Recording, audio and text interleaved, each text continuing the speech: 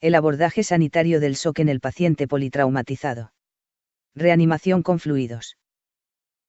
El estado de shock, que constituye el motivo de muerte en el 40% de los pacientes politraumatizados, es la disminución de la perfusión tisular normal, que depende de la integridad del corazón, de la sangre, de los vasos sanguíneos y del aparato respiratorio para la estabilidad de la presión sanguínea. Lo que expresa la relación de estos parámetros. Su alteración determina la importancia del estado de shock, cuya fisiopatología se describe por un círculo vicioso, conocido como tríada letal, y según el cual habremos de tratar al paciente afectado. La acidosis, la hipotermia, y la coagulopatía. Empecemos por la acidosis.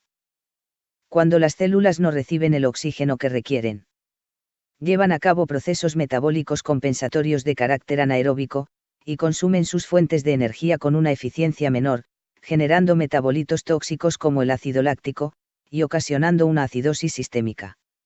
Dicha acidosis propicia la debilidad del corazón y de la musculatura del aparato respiratorio, así como la insuficiencia respiratoria, potenciando la hipoxia.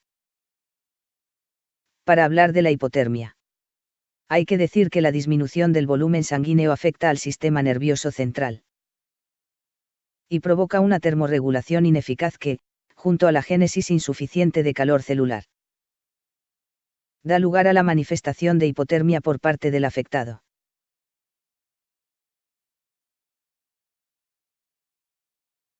La coagulopatía se debe a la acidosis metabólica sistémica y a la hipotermia propias del shock, que dan lugar a la disfunción de muchas enzimas pH dependientes, de las plaquetas y de los factores de la coagulación, lo que potencia el aumento del tiempo de coagulación y dificulta, así, la hemostasia.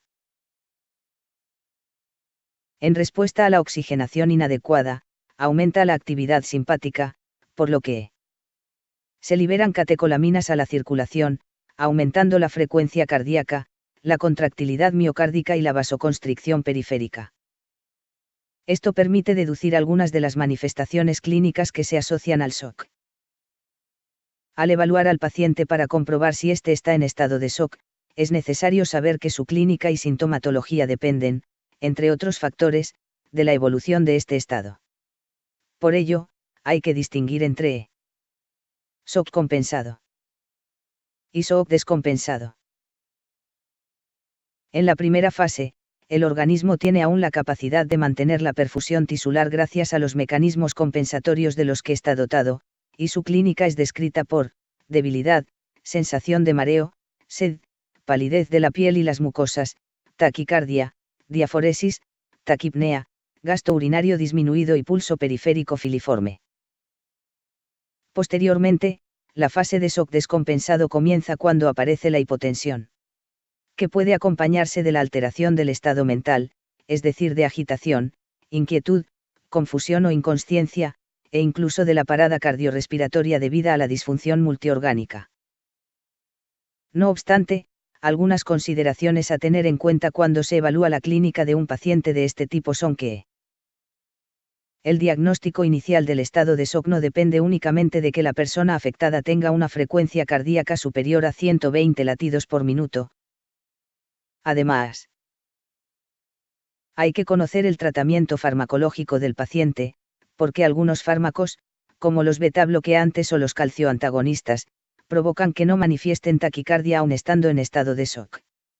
Por otro lado, es conveniente monitorizar a la persona afecta mediante una capnografía que confirme el estado de shock, puesto que valores de la presión parcial de dióxido de carbono en el aire expirado inferiores a 35 milímetros de mercurio pueden indicar, o que el paciente esté hiperventilando, por ansiedad, por ejemplo, o que la cantidad de oxígeno que las células de su cuerpo están recibiendo es insuficiente debido a la acidosis.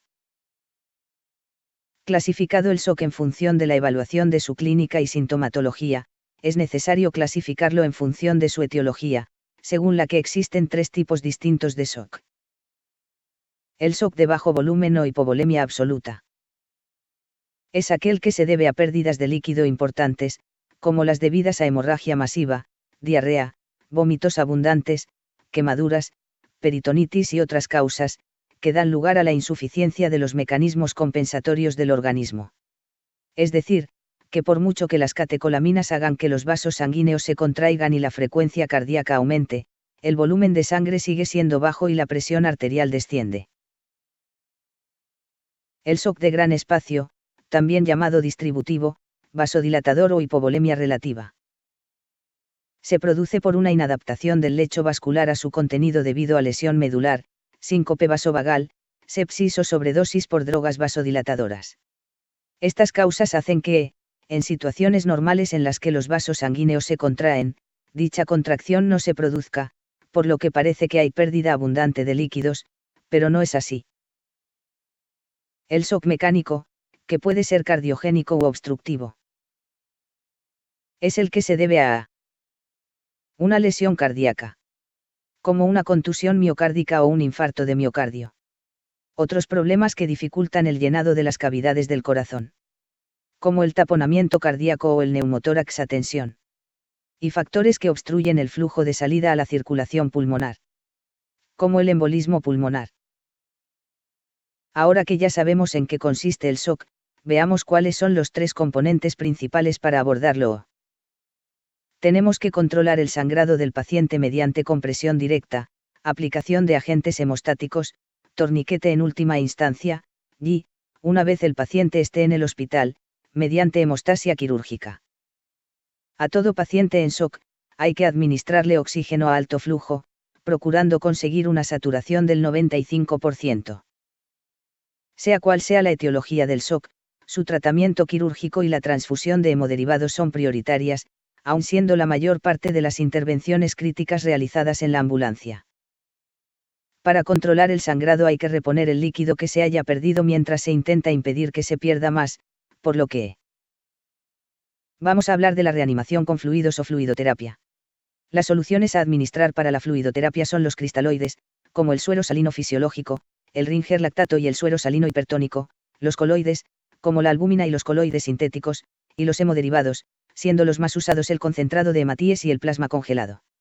La elección entre cristaloides y coloides, que tienen efectos similares, se hace según su disponibilidad y su coste económico. Sí hay que destacar que se usan más los primeros, y que la administración de coloides sintéticos ha de hacerse cautelosamente por los problemas renales a los que puede asociarse. La administración de hemoderivados ha de hacerse cuando se prevea que la concentración de hemoglobina pueda estar comprometida, es decir, pueda descender de 7 gramos por decilitro.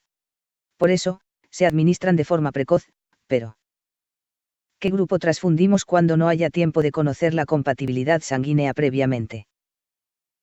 El donante universal, es decir, el cero negativo. Ya sabemos cómo reponer el líquido perdido. Ahora veamos cómo impedir la pérdida por hemorragia, diferenciando entre hemorragia externa e interna. Cuando la hemorragia externa es controlable, la secuencia de acciones a llevar a cabo se describe por: poner al paciente en decúbito supino, administrarle oxígeno, trasladarle inmediatamente manteniéndole inmovilizado y caliente, canalizar 2 vías venosas, o intraóseas si no es posible, administrar suero salino tibio cautelosamente y noradrenalina para mantener una hipotensión permisiva de 90 milímetros de mercurio. ¿Por qué? Porque si administramos líquido de forma masiva, podemos ocasionar la hemodilución y reactivar el sangrado, aumentando la coagulopatía. Monitorizar al paciente con un electrocardiograma, una pulsioximetría, una capnografía y el control de la presión arterial, realizando exploraciones continuas. Cuando, por el contrario, la hemorragia no es controlable, se actúa poniendo al paciente en decúbito supino y haciendo compresión directa en la zona sangrante, aplicando un torniquete si es preciso y agentes hemostáticos si la colocación de un torniquete no es posible. Administrar oxígeno y asegurar inmovilización y temperatura para un traslado inmediato que posibilite la hemostasia quirúrgica. Canalizar 2 accesos intravenosos y administrar solo la cantidad de volumen salino que permita un pulso periférico palpable y una hipotensión permisiva. Transfundir sangre de forma precoz y monitorizar debidamente, haciendo exploraciones continuas que prioricen la circulación. En el caso de la hemorragia interna, la conducta a seguir sería: el traslado inmediato del paciente asegurando su inmovilización y su calor corporal, estando este en decúbito supino mientras se le administra oxígeno y se le canalizan 2 accesos intravenosos para administrar volumen al mínimo, hasta el control de la hemorragia, y sabiendo que en este tipo de sangrado, el empleo de agentes hemostáticos está contraindicado. Transfundir sangre de forma precoz, monitorizar debidamente y realizar exploraciones continuas. Las situaciones especiales que pueden ocurrir en el shock hipovolémico son el traumatismo cráneoencefálico y el shock hipovolémico no hemorrágico. El paciente en shock con traumatismo cráneoencefálico severo, al que se asigna una puntuación igual o inferior a 8 al evaluarle neurológicamente con la escala Glasgow, representa una situación especial, ya que este tipo de paciente no tolera la hipotensión arterial. Así que la hipotensión permisiva no es una medida que se le pueda aplicar. Entonces, estos pacientes deben recibir un volumen de líquidos intravenoso suficiente para alcanzar una presión arterial sistólica de 120 milímetros de mercurio, intentando de esta manera mantener una presión de perfusión cerebral equivalente a 60 milímetros de mercurio. El shock hipovolémico no hemorrágico puede manejarse, generalmente, del mismo modo que el shock secundario a una hemorragia controlable. Su tratamiento puede incluir la reposición agresiva de volumen intravenoso. Sin embargo, no hay que olvidar que puede existir una hemorragia interna y esa reposición haría que su evolución fuera más rápida, aumentando su letalidad. Así que toda precaución que se tome es poca. No cabe duda de que el traslado al hospital no puede ni debe demorarse. Respecto al tratamiento de los síndromes de los estados de shock no hemorrágicos, que son el mecánico y el distributivo, hay que tener en cuenta algunas consideraciones. Para saber cómo tratar el shock mecánico más adecuadamente, es importante determinar la causa que lo ha provocado. Sobre todo si se trata del neumotórax a tensión o del taponamiento cardíaco. El primero, que implica el aumento de la presión torácica por la acumulación masiva de aire en el espacio pleural, requiere la descompresión inmediata de este espacio mediante el drenaje por toracocentesis con aguja y, una vez realizada, el traslado al hospital.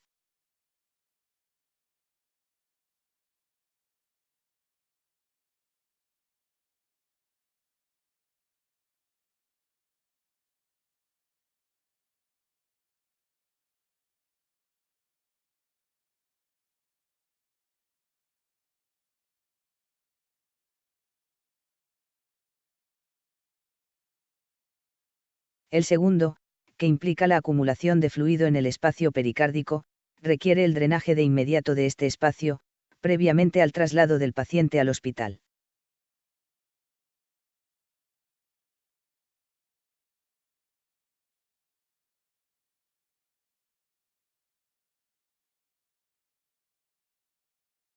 En cuanto al shock de gran espacio, que recordemos que también se llama distributivo, vasodilatador o hipovolemia relativa. Es destacable la utilidad de la administración de bolos de líquidos intravenosos, así como el empleo de fármacos vasopresores. Muchas gracias por vuestra atención. Ahora, todos sabemos un poquito más del shock.